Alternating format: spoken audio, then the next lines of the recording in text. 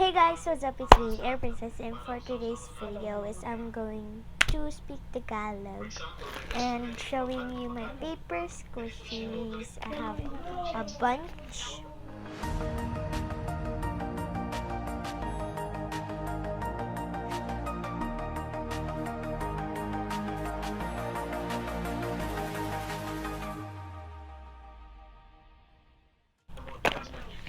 I have this anti-rad glasses.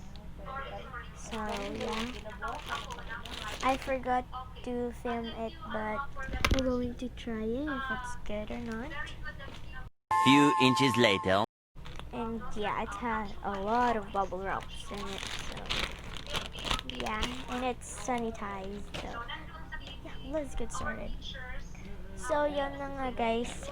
First, papakita ko sa inyo yung maliit to pamalaki. Pinakamalaki tong squishy. So, yun. So, wait lang. Hala, sana naririnig nyo ako guys. So, meron ako nitong bun. And then, ito. Ito.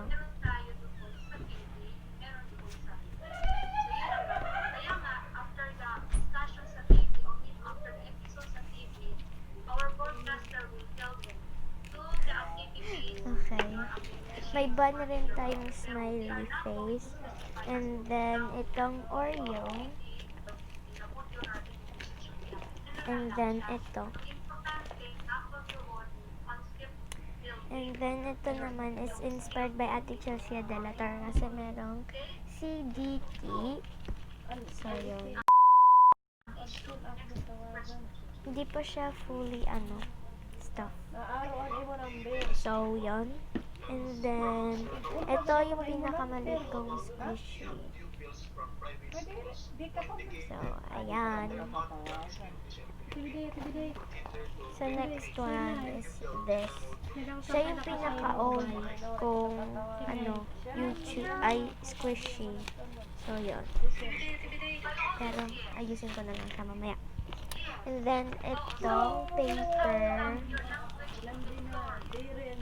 And then, ito pareho lang sila. Pero bigger lang siya, bigger. And then, ito naman is Pop-Tarts. So, yun. Then, meron tayo nitong homemade.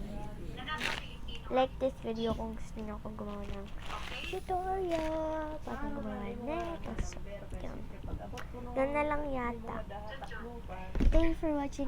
Don't forget to like, subscribe, and turn on the notification bell.